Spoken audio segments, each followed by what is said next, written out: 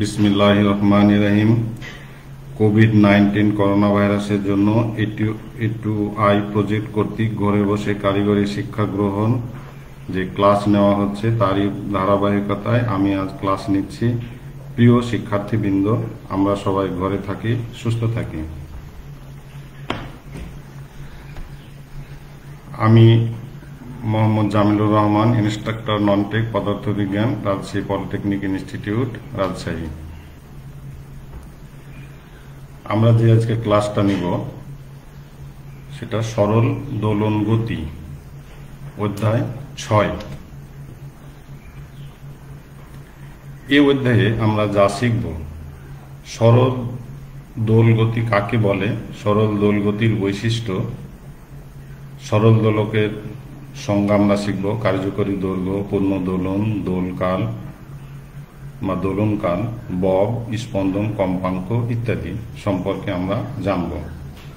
সরল দোলকের সূত্রগুলো বিবৃত আমাদের কিভাবে করতে হবে, অর্থাৎ সরল দোলক সম্পর্কে আমরা জানব। সরল দোলকের গতি সরল দোল গতি, এটা আমরা প্রমাণ করব। সরল সন্ধিত স্পন্দনের ব্যবকলনীয় সমীকরণ প্রতিপাদন আমরা করব। সরল দোলকের দোলনকালের সূত্র হতে জি এর মান অর্থাৎ অভিকর্ষ ত্বরণের মান আমরা বের করব। সেকেন্ড দোলকের কার্যকরী দৈর্ঘ্য বের করব এবং গাণিতিক সমস্যা কিছু দেখব। প্রথমে আমরা দেখে নিই সরল দোলন গতি কাকে বলে। যদি কোনো কণার গতি পর্যায়বৃত্ত হয়, গতি সরল রৈখিক হয় এবং ত্বরণ সরণের সমানুপাতিক হয় এবং ত্বরণ সর্বদা একটি বিন্দু অভিমুখী হয়, তবে ওই গতিকে সরল দোলন গতি বলে। তাহলে আমরা সরল দোলন গতি সম্পর্কে কি বলছি? যদি কোনো কণার গতি পর্যায়বৃত্ত হবে, সরল রৈখিক হতে হবে, ত্বরণ সরণের সমানুপাতিক এবং একটি নির্দিষ্ট বিন্দু অভিমুখী হতে হবে, তাহলে আমরা কি বলবো? তাকে সরল দোল গতি বলবো। এবার আমরা দেখে নিই সরল দোল গতির বৈশিষ্ট্য। এটি একটি পর্যায়বৃত্ত গতি হবে, এটি একটি সরল রৈখিক গতি হবে। 3 নম্বরে আমরা বলতে পারি ত্বরণের মান সাম্যাবস্থান থেকে সরণের সমানুপাতিক ও বিপরীতমুখী হবে। ত্বরণ সর্বদা একটি নির্দিষ্ট বিন্দু অভিমুখী হবে। ক্রিয়াশীল বল সরণের বিপরীতমুখী এবং সমানুপাতিক হবে। এবার আমরা দেখে নিই সরল দোলক কাকে বলে। একটি আয়তনহীন ভারী কণাকে ওজনহীন দৈর্ঘ্যে অসম্প্রসারণীয় ও সম্পূর্ণ নমনীয় সুতা দ্বারা একটি দৃঢ় অবলম্বন থেকে ঝুলিয়ে দিলে যদি বিনা বাধায় দোল খেতে পারে, তবে তাকে সরল দোলক বলে। কিন্তু আমরা উপরে যে কন্ডিশন দিয়ে সরল দোলকের সংজ্ঞা বললাম তা বাস্তবে পাওয়া সম্ভব নয়, কারণ ভর বিশিষ্ট কিন্তু আয়তনহীন বা অসম্প্রসারণীয় ওজনহীন সুতা বাস্তবে অসম্ভব এবং বিনা বাধায় দোলাও সম্ভবপর নয়। সুতরাং আমরা সরল দোলকের সংজ্ঞা সাধারণভাবে বলতে পারি যে একটি সরু সুতা দ্বারা একটি ছোট বব দৃঢ় অবলম্বন থেকে ঝুলিয়ে দেওয়া হলে তাকে সরল দোলক বলবো আমরা।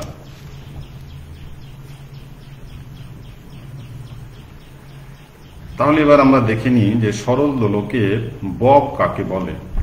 যে ছোট বস্তুকে সুতা দ্বারা ঝুলিয়ে দেওয়া হয় তাকে বব বলে। যেমন এখানে আমরা চিত্রে দেখি যে এই যে ছোট একটি বস্তুকে আমরা সুতার সাহায্যে ঝুলিয়ে দিয়েছি, এই ছোট বস্তুটাকে আমরা কি বলবো?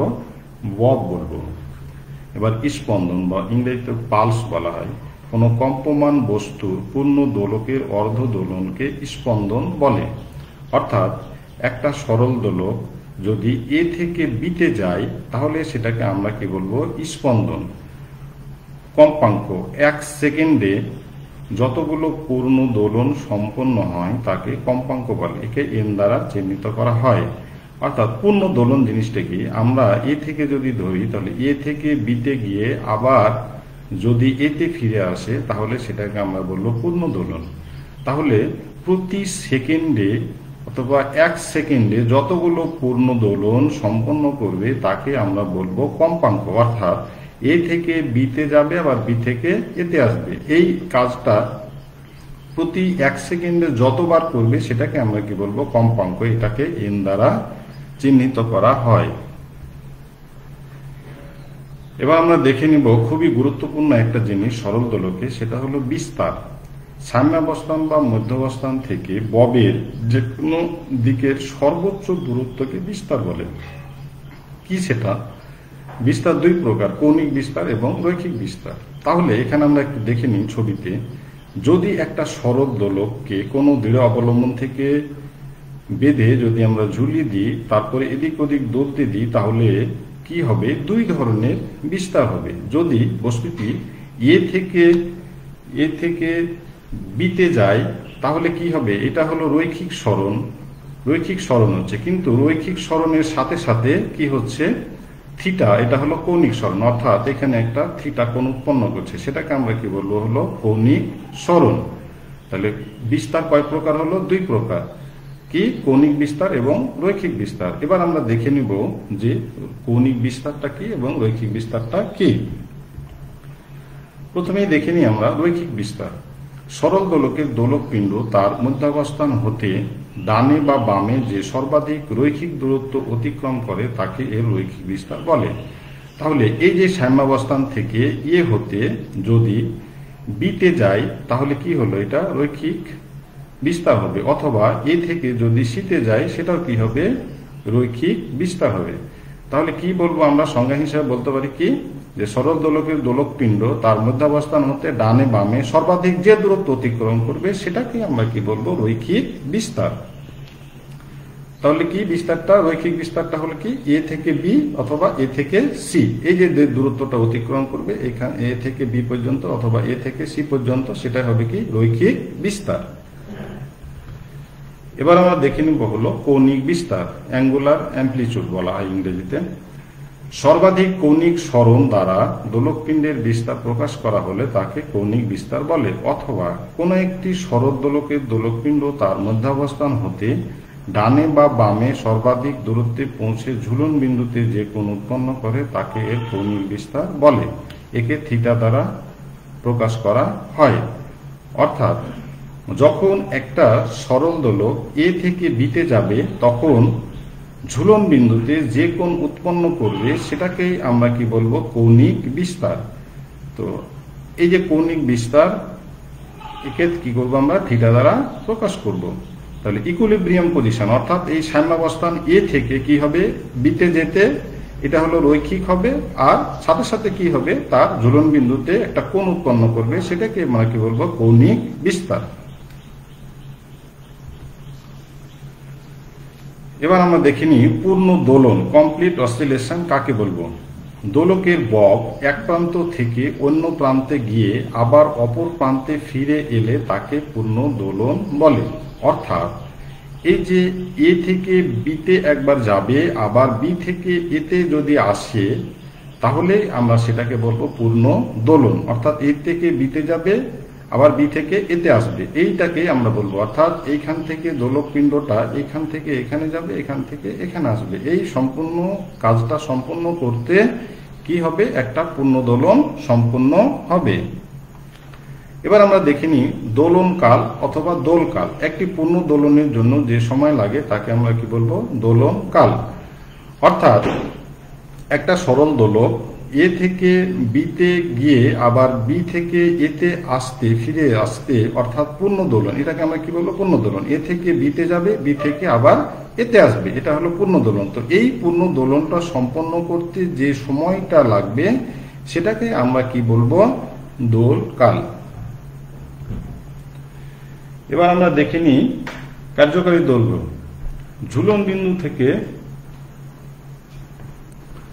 ঝুলন বিন্দু থেকে ববের ভরকেন্দ্র পর্যন্ত দূরত্বকে দোলকের কার্যকারী দৈর্ঘ্য বলে। তাহলে এই যে আমরা দেখে নিই এবার ঝুলন বিন্দু হলে এই পজিশনটা, এখান থেকে আমাদের কি বলছে? ববের, এই যে এখানে বব, এই ববের ভরকেন্দ্র পর্যন্ত যে দূরত্ব সেটাকে আমরা কি বলবো? কার্যকারী দৈর্ঘ্য। তাহলে এই যে ঝুলন বিন্দু থেকে এই যে দূরত্বটা সেটাকে আমরা কার্যকারী দৈর্ঘ্য বড় হাতের এল দ্বারা ডিনোট করি। কিন্তু এই বড় হাতের এল যেহেতু এই ঝুলন বিন্দু থেকে আমরা সুতার সাহায্যে এটাকে কি ঝুলিয়ে দিই, তাহলে এই ছোট হাতের এলটাই আমরা ধরে নিই। তাহলে কার্যকরী দৈর্ঘ্য বড় হাতের এল সমান হলো ছোট হাতের এল প্লাস হলো আর। তাহলে এলটা হলো ঝুলন বিন্দু থেকে ববের উপরিভাগ পর্যন্ত দূরত্ব, অর্থাৎ এইখানে যেটা আমরা বেরিয়ে দিয়েছি যে দূরত্ব অর্থাৎ সুতার যে দৈর্ঘ্য সেটাকে আমরা কি বলবো দূরত্ব, এবং আর হলো ববের ব্যাসার্ধ। অর্থাৎ আমরা এই যে ইয়াটা নিয়েছি, ববটা নিয়েছি, ববের আমরা স্লাইড ক্যালিপাসের সাহায্যে যে ব্যাসার্ধ বের করব, এই ব্যাসার্ধটা আমরা কি করব, প্রথমে আগে ব্যাস বের করব। ব্যাস বের করে 2 দিয়ে ভাগ করলে যেটা পাবো সেটা আমাদের হবে ব্যাসার্ধ। এই যে ববের ব্যাসার্ধ, তাহলে বড় হাতের এলটা কি হবে, ছোট হাতের এল অর্থাৎ সুতার দৈর্ঘ্য প্লাস হলো ববের ব্যাসার্ধ। তো ছোট হাতের এল যদি আমাদের 70 সেন্টিমিটার হয় আর এটা যদি আমাদের 0.2 সেন্টিমিটার হয়, তাহলে এটা আমাদের ববের কার্যকরী দৈর্ঘ্য এল ইকুয়াল টু 70.2 সেন্টিমিটার। এবার আমরা দেখিনি সরল দোলকের সূত্রগুলি। সরল দোলকের সূত্রটি বিজ্ঞানী গ্যালিলিও আবিষ্কার করেন। তো এই সরল দোলকের সূত্রগুলি হলো 4টা সূত্র আছে। তো প্রথম সূত্র সমকালীর সূত্র। সরল দোলকের কার্যকরী দৈর্ঘ্য অপরিবর্তিত থাকলে ও কৌণিক বিস্তার 4 ডিগ্রি এর বেশি না হলে কোনো নির্দিষ্ট স্থানে প্রতিটি দোলনের জন্য সমান সময় লাগবে। তাহলে এখানে কন্ডিশনটা কি, দোলকের কার্যকরী দৈর্ঘ্য আমরা পূর্বে জেনেছি, কার্যকরী দৈর্ঘ্য বড় হাতের এল, এবং কৌণিক বিস্তার আমরা জেনেছি যে কৌণিক বিস্তারটা কি রাখবো, 4 ডিগ্রি এর মধ্যে রাখবো। এর বেশি যদি না হয় তাহলে কার্যকরী কন্ডিশনটা হলো 2টা, কার্যকরী দৈর্ঘ্য এল অপরিবর্তিত থাকবে এবং কৌণিক বিস্তার কত ডিগ্রির মধ্যে রাখতে হবে, 4 ডিগ্রি এর মধ্যে রাখতে হবে। এর বেশি যদি না হয় তাহলে কোনো নির্দিষ্ট স্থানে, তাহলে নির্দিষ্ট স্থানে হলে কি হবে, জি এর মানটা কি হবে, ফিক্সড থাকবে। তাহলে কন্ডিশন আমরা কয়টা পেলাম, 3টা। কার্যকরী দৈর্ঘ্য অপরিবর্তিত থাকবে, কৌণিক বিস্তার 4 ডিগ্রি এর মধ্যে থাকবে এবং কোনো নির্দিষ্ট স্থানে কি হবে, প্রতিটি দোলনের জন্য কি হবে, সমান সময় লাগবে। প্রতিটি দোলনের জন্য সমান সময় লাগবে, এটা বিজ্ঞানী গ্যালিলিও প্রথম সূত্র হিসাবে এটা বললেন। এবার দ্বিতীয় সূত্র অর্থাৎ দৈর্ঘ্যের সূত্র কি, কৌণিক বিস্তার 4 ডিগ্রি এর বেশি না হলে কোনো নির্দিষ্ট স্থানে সরল দোলকের দোলকাল টি এর কার্যকরী দৈর্ঘ্য এল এর বর্গমূলের সমানুপাতিক।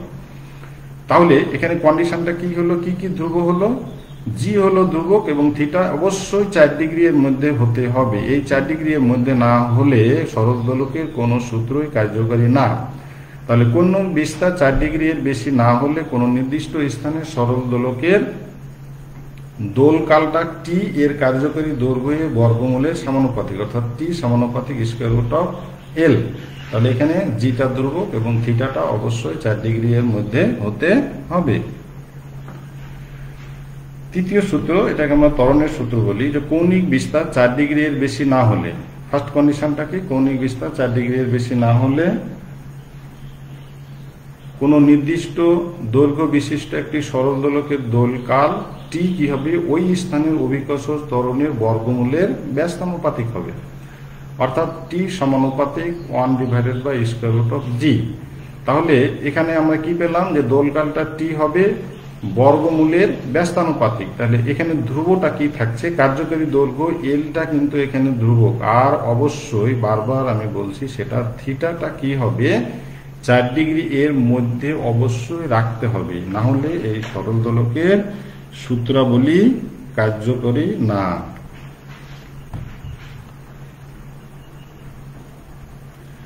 চতুর্থ সূত্রটা কি হবে, ভরের সূত্র। কৌণিক বিস্তার 4 ডিগ্রি এর বেশি না হলে এবং দোলকের কার্যকারী দৈর্ঘ্য এল অপরিবর্তিত থাকলে কোনো নির্দিষ্ট স্থানে দোলকের দোলকাল দোলকের ববের ভর, আয়তন বা উপাদানের উপর নির্ভর করে না।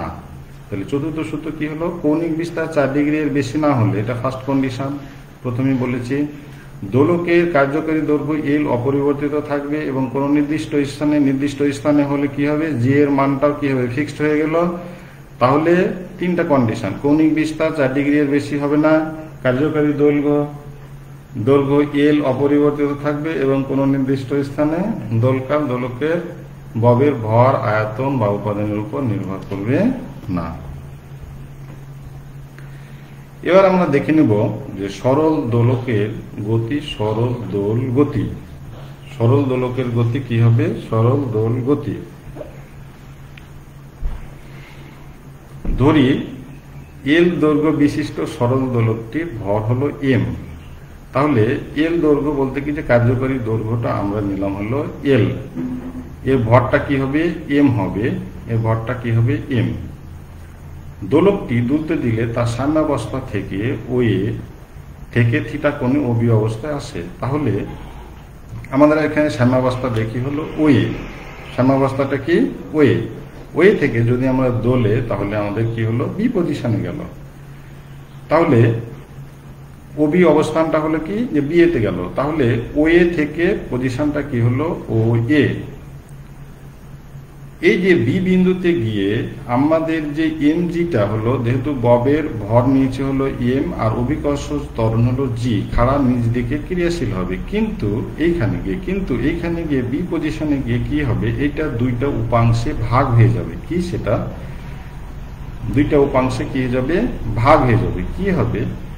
যে বিসি বরাবর হলো এম জি কস থিটা, আর হলো বিএ বরাবর হবে, বিএ বরাবর কি হবে? M G sine theta. আমরা বলছি যখন বস্তুটা সাম্যাবস্থানে থাকবে, ওয়ে বরাবরে থাকবে, তাহলে যদি একে আমরা ফ্রিলি মুভমেন্ট করতে দিই তাহলে ওবি পজিশনে গেল। আমরা ধরি যে এই পজিশনে এসে দুলতে দুলতে গিয়ে এই কন্ডিশনটা আমরা কি করছি? বিবেচনা করছি। কি বিবেচনা করলাম? যে ওবি পজিশনে এসে এমজি খাড়া নিচ দিকে ক্রিয়াশীল হবে, কিন্তু আবার যখন দুলতে যাবে তখন এটা দুইটা উপাংশে ভাগ হয়ে যাবে। কি হবে? এমজি কস থিটা এবং এমজি সাইন থিটা। তাহলে এখানে আমরা লিখেছি যে সুতার দৈর্ঘ্য বিসি দিকে এমজি কস থিটা, বিসি এর দিকে এমজি কস থিটা ও অন্যটি এমজি সাইন থিটা, যা স্পর্শক বরাবর বিএ বরাবর দিকে উপাংশ কাজ করবে। তাহলে এটা আমরা দেখে নিই যে বিসি বরাবর এটা কি হবে? ওবি বরাবর ওয়ে, এটা সুতার টান, যে টানটা এই কি এমজি কস থিটা সুতার টান টি দ্বারা কি হবে? প্রশমিত হবে। ফলে এই যে সরল দোলকটা দুলবে কিসের জন্য? এমজি সাইন থিটা এর জন্য। তাহলে এমজি কস থিটা কি? সুতার টান টিকে প্রশমিত করে, এবং এমজি সাইন থিটা বলের চাপ বিডি বরাবর বি বিন্দুতে ববের ত্বরণ এ হলে, তাহলে এবার আমরা কন্ডিশন দেখছি। তাহলে আমাদের এই যে এই বরাবর বিডি বরাবর যে কাজ হচ্ছে সেটা হলো, যদি আমাদের ত্বরণ হয়, ত্বরণটা কি এ হলে ববের গতির সমীকরণ অনুসারে পাই। আমরা কি জানি যে বলটা কি হবে? এম এ, এফিক্যালটা আমরা এম এ, এখানে বলটা কার্যকরী বলটা কি হবে? M G sine theta. তাহলে পুনরায় আমরা জানি যে equal to M A, M A সমান হলো minus M G sine theta. কারণ বল কি হবে? সরণের বিপরীতমুখী হবে। বল সরণের বিপরীতমুখী হবে বলে আমরা কি করলাম? এখানে মাইনাস চিহ্ন নিলাম। তাহলে M A equal to M G sine theta. তাহলে উভয় পক্ষ থেকে আমরা যদি এম এবং এম বাদ দিই তাহলে এ সমান আমরা কি পেলাম? মাইনাস জি সাইন থিটা। তাহলে থিটা এর মান খুব ছোট দোলকের গতিকে সরলরৈখিক গতি যদি বিবেচনা করা যায়, তাহলে এ সমান মাইনাস জি থিটা। কোন ছোট হলে সাইন থিটা সমান হলে আমরা থিটা লিখতে পারি। তাহলে এ সমান minus G A B divided by হলো ও এ। তাহলে আমরা একটু ছবিটা দেখে নিই। কি লিখলাম আমরা? এম জি সমান হলো এ বি ডিভাইডেড বাই হলো O A, A B divided by হলো এ বি ডিভাইডেড বাই হলো ও এ। তাহলে আমরা এখানে দেখছি যে হলো এ বিটা হলো কি? সরণ, আর ও এটা হলো কার্যকারী দৈর্ঘ্য হলো এল। তাহলে এ সমান আমরা লিখতে পারি মাইনাস জি, এই যে জিটাকে আমরা নিলাম এখানে, তাহলে জি ডিভাইডেড বাই এল, আর এ বিটা কি? এ বি এখানে থাকলো। তাহলে A equal to minus G L গণিত হলো সরণ। তাহলে যেহেতু সমানুপাতিক আমরা একে কি করি? কে ইকুয়াল টু হলো মাইনাস কে গণিত হলো সরণ। কে একটা যদি ধ্রুবক হয়, কে কি একটা ধ্রুবক সংখ্যা, কি করলাম আমরা? এখানে হলো জি ডিভাইডেড বাই হলো এল, জিও একটা ধ্রুব, কোন নির্দিষ্ট স্থানে জি এর মান কি ধ্রুব, এবং এল এর মানটা হলো ধ্রুব, কারণ এটা আমাদের কম বেশি কার্যকরী দৈর্ঘ্য যেটা কম বেশি করতে পারবো না। সুতরাং কে আমরা ধরে নিলাম যে এ ইকুয়াল টু মাইনাস কে গণিত সরণ। কে হলো একটা ধ্রুবক সংখ্যা, তাহলে এ সমান হলো কি ত্বরণ। তাহলে যেহেতু কেটা আমরা উঠে নিই, তাহলে সমানুপাতিক ধ্রুবক মাইনাস হলো সরণ, তাহলে ত্বরণ সমানুপাতিক মাইনাস সরণ। তাহলে কি হবে, আমরা সরল দোল গতির বৈশিষ্ট্য কি জানি, ত্বরণ সরণের সমানুপাতিক এবং কি হবে বিপরীতমুখী হবে। তাহলে এটা কি বলবো আমরা, সরল দোল গতি। তাহলে উপরের সমীকরণ থেকে দেখা যায় যে ত্বরণ সরণের সমানুপাতিক হয় ও বিপরীতমুখী হয়, অতএব বলা যায় অল্প বিস্তারে সরল দোলকের গতি সরল দোল গতি। তাহলে আমরা দেখে নিলাম কি যে সরল দোলকের গতি সরল দোল গতি। কিসের জন্য, যে আমরা যে ডিডাকশন করলাম, প্রতিপাদন করলাম সমীকরণ, সেটা কি হলো, ত্বরণ কি হলো সরণের কি হলো সমানুপাতিক হবে এবং হলো একটা বিপরীত চিহ্ন বিশিষ্ট হলো।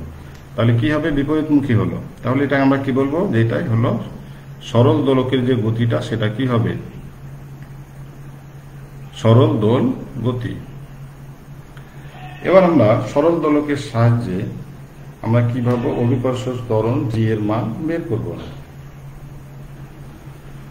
কোন বস্তু পৃথিবীর আকর্ষণে ভূপৃষ্ঠের দিকে পড়তে থাকলে তার উপর যে ত্বরণ সৃষ্টি হয় তাকে অভিকর্ষ ত্বরণ বলে, একে জি দ্বারা প্রকাশ করা হয়। তাহলে আমরা দেখে নিই প্রথমেই যে আমরা অভিকর্ষ ত্বরণ কাকে বলবো। অভিকর্ষ ত্বরণ হলো মুক্তভাবে পড়ন্ত বস্তুর বেগ বৃদ্ধি যে হয়, বা অভিকর্ষ ত্বরণ যে ত্বরণ সৃষ্টি হয়, বেগ বৃদ্ধি হয় অর্থাৎ ত্বরণ সৃষ্টি হয়, তাকে আমরা কি বলবো, অভিকর্ষ ত্বরণ। তাহলে একে কি করি, জি দ্বারা প্রকাশ করা হয়। পরীক্ষাগারে দেখা যায় যে জি এর মান নির্ণয়ের জন্য যে সমীকরণটা ব্যবহার করব আমরা, সেটা আমরা কি জানি যে T equals to 2i pi square root of L by G. T হলো দোলকাল বা পর্যায়কাল, এল হলো কার্যকারী দৈর্ঘ্য, আর জি হলো অভিকর্ষ ত্বরণ। আর আমরা জানি যে পাই এর মান কত, 3.14। তাহলে আমরা পরীক্ষাগারে আমরা যে সূত্রের সাহায্যে জি এর মান নির্ণয় করব, তার সমীকরণটা কি, T equals to 2i pi square root of L by G. তাহলে টি সমান হলো দোলকাল, যেটা আমরা পরবর্তীতে দেখছি বের করব। এল হলো কার্যকারী দৈর্ঘ্য, বিভিন্ন কার্যকারী দৈর্ঘ্যের জন্য আমরা বের করব। আর জি হলো অভিকর্ষ ত্বরণ, আর পায়ের মান আমাদের ফিক্স, সেটা কি 3.14। এখান থেকে এই সমীকরণটা আমরা উভয় পক্ষে যদি বর্গ করি, তাহলে আমরা কি পাই, T square equals to 4 pi square L by G. তাহলে এখান থেকে আমরা যদি জি বের করি, জি সমান আমরা এই জি কে আমরা এদিকে নিয়ে আসলে ক্রস মাল্টিপ্লিকেশন করি, তাহলে এখানে জি কে নিচে নিয়ে চলে আসলাম, টি স্কয়ার কে নিচে নিয়ে আসলাম, জি কে এদিকে নিয়ে গেলাম, তাহলে G equals to 4 pi square L by T square. তাহলে কোন নির্দিষ্ট স্থানে জি এর মান ধ্রুবক হবে, কার্যকারী দৈর্ঘ্য এল এবং দোলকাল বা পর্যায়কাল টি নির্ণয় করে জি এর মান পাওয়া যাবে। তো যদি আমরা এখানে বিভিন্ন কার্যকারী দৈর্ঘ্যের জন্য দোলকালটা আমরা নির্ণয় করে জি এর মান পাওয়া যাবে, যেহেতু এল বাই টি স্কয়ার ধ্রুব সংখ্যা। তাহলে সুতরাং এল বনাম টি স্কয়ার, একটা যদি এল ভার্সাস টি স্কয়ার লেখচিত্র অঙ্কন করি, তাহলে অবশ্যই সেটা কি হবে, মূল বিন্দুগামী, যেটা পরে আমি দেখাচ্ছি পরবর্তী স্লাইডে কি হবে, মূল বিন্দুগামী হবে।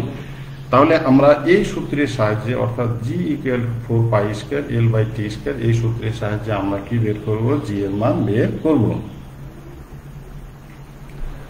তাহলে এই যে আমরা দেখেছি বিভিন্ন টি স্কয়ার যদি আমরা এক্স অক্ষ বরাবর দিই এবং হলো এল কে যদি আমরা এইদিকে দিই, তাহলে কি হবে, একটি মূল বিন্দুগামী সরল রেখা হবে।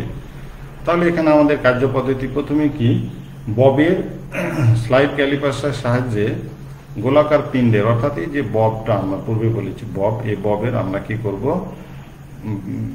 ব্যাস আগে মেপে নিব। ব্যাসকে আমরা দুই দিয়ে ভাগ করলে কি হবে, ব্যাসার্ধ পাবো। তাহলে অন্তত এই কাজটা আমরা 3 বার করব। 3 বার কাজটা করে কি হবে, আমরা ব্যাসার্ধ, প্রকৃতভাবে যতটুকু ব্যাসার্ধ আছে সেই ব্যাসার্ধটা আমরা বের করে নিব।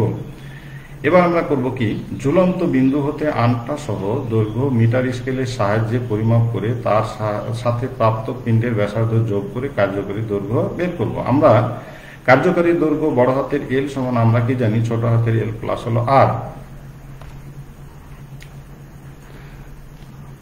তাহলে ছোট হাতের আর, তাহলে L equal to L plus হলো আর। তাহলে পিণ্ডের কি হলো, ব্যাসার্ধ যোগ করে কি করবো, আমরা কার্যকরী দৈর্ঘ্য বের করবো। অর্থাৎ সুতার দৈর্ঘ্য এবং ব্যাসার্ধটা আমরা কি করব, যোগ করি, কার্যকরী দৈর্ঘ্যটা পাবো।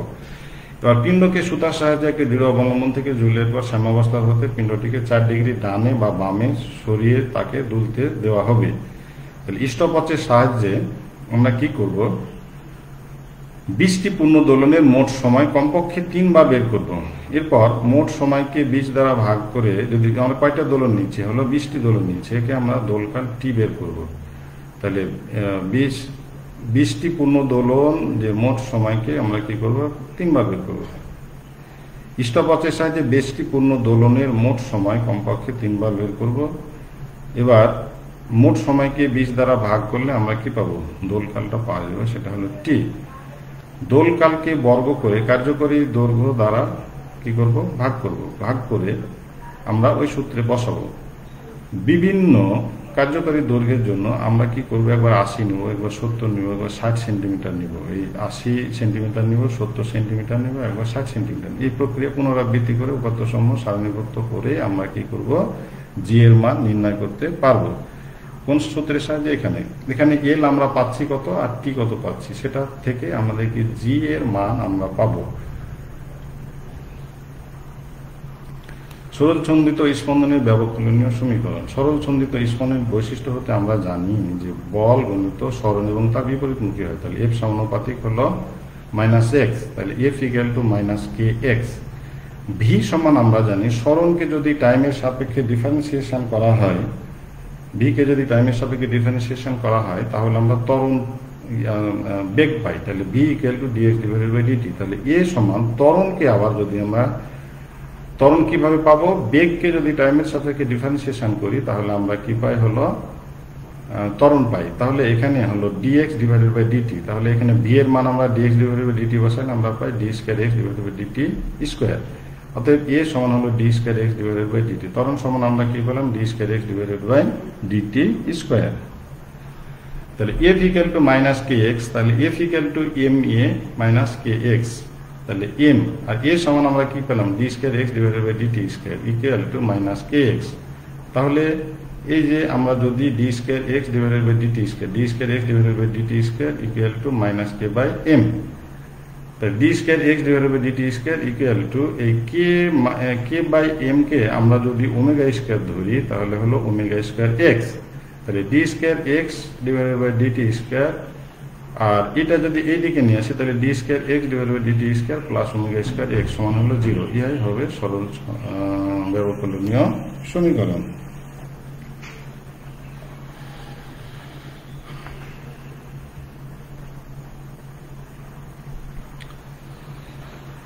দোলক ঘড়ি ধীরে বা দ্রুত চলার শর্তাবলী। T equals to 2i² square root of L by G. একটি দোলকাল টিটা কার উপর নির্ভর করে, এটা তো হলো ফিক্সড, তাহলে এল এবং জি এর উপর নির্ভর করে। তাহলে একটি সরল দোলকাল বা কার্যকরী দৈর্ঘ্য এবং ওই স্থান অভিকর্ষ ত্বরণের উপর কি নির্ভরশীল। ফলে কার্যকরী দৈর্ঘ্য বা অভিকর্ষ ত্বরণ পরিবর্তন হলে দোলকাল কি হবে, পরিবর্তন হবে। ফলে দোলন ঘড়ি ধীরে বা দ্রুত যাবে। এখন মনে রাখতে হবে দোলকাল যদি বেড়ে যায় তাহলে ঘড়ি স্লো বা ধীরে চলবে। দোলকাল বেড়ে গেলে ঘড়ি স্লো চলবে, অপরদিকে দোলকাল যদি কমে যায় ঘড়ি দ্রুত যাবে। এবার আমরা দেখে নিব যে কার্যকারী দৈর্ঘ্য যদি বেড়ে যায়, এল বেড়ে যায়, তাহলে ঘড়ি স্লো যাবে, ধীরে বা স্লো যাবে। যেমন গরমের দিনে সাধারণত কার্যকারী দৈর্ঘ্য বৃদ্ধি পায়, ফলে ঘড়ি স্লো যায়। অপরদিকে যদি কোনো স্থানে কার্যকারী দৈর্ঘ্য হ্রাস পায় তবে ঘড়ি ফাস্ট যায়। এক্ষেত্রে জি ধ্রুবক, যেহেতু এটা জি হলো ধ্রুবক। এবার আমরা জি যদি আমরা কম বেশি করি, অর্থাৎ জি যদি পরিবর্তন হয়, তাহলে জি এর মান কমলে দোলকাল কি হবে, বাড়বে, এবং জি এর মান বাড়লে দোলকাল কি হবে, কমে যাবে। তাহলে জি এর পরিবর্তনের কারণগুলো থেকে জানা যায় পৃথিবী পৃষ্ঠ হতে উপরে বা পৃথিবীর অভ্যন্তরে জি এর মান কমে যায়। তাই কোনো দোল ঘড়িকে পৃথিবীর অভ্যন্তরে উপরে বা অভ্যন্তরে নিলে দোলকাল কি হবে, বেড়ে যাবে বা ঘড়ি স্লো চলবে। এবার আমরা একটা গাণিতিক সমস্যা দেখি। সেটা কি, যে একটি সরল দোলকের সুতার দৈর্ঘ্য হলো 99 সেন্টিমিটার। যদি দোলকটির দোলকাল 2 সেন্টিমিটার হয় এবং জি সমান 980 সেন্টিমিটার পার সেকেন্ড স্কয়ার হলে ববের ব্যাসার্ধ কত? এবার আমরা ববের ব্যাসার্ধ বের করব। তাহলে আমরা কি পাচ্ছি এখানে, ছোট হাতের এল অর্থাৎ সুতার দৈর্ঘ্য সমান 99 centimetre, T equals to 2 second অর্থাৎ দোলকালটা হলো 2 সেকেন্ড, জি ইকুয়াল টু হলো 980 সেন্টিমিটার পার সেকেন্ড স্কোয়ার। তাহলে আর এর মান আমরা বের করবো। তাহলে আমরা জানি T equals to 2 pi square root of L by G. তাহলে টি উভয় পক্ষ যদি আমরা বর্গ করি তাহলে T square equals to 4 pi square L by G. তাহলে এল এখান থেকে আমরা এল যদি বের করি তাহলে কি হবে, G T square divided by 4 pi square. এখান থেকে যদি আমরা জি এর মান কি জানি, 980 গণিত টি স্কোয়ার, তাহলে 4 পাই স্কোয়ার। তাহলে এল বাই এখান থেকে আমরা যদি মান বের করি তাহলে বড় হাতের এল এর মান পেলাম হলো 99.2। তাহলে এল সমান হলো, আর সুতার দৈর্ঘ্য দেওয়া আছে, এল পেলাম হলো 99.2 প্লাস হলো 99 প্লাস হলো আর। তাহলে এখান থেকে আর সমান আমরা পেলাম হলো 0.2 সেন্টিমিটার।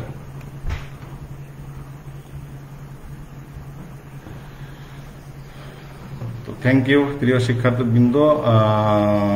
আমরা সবাই কোভিড-19 ঘরে থাকি এবং সুস্থ থাকি। দেশ এবং সমাজকে আমরা কি করি, ভালো রাখি, যাতে আমরা কোনোভাবে আক্রান্ত না হয় সেদিকে আমাদের খেয়াল রাখতে হবে।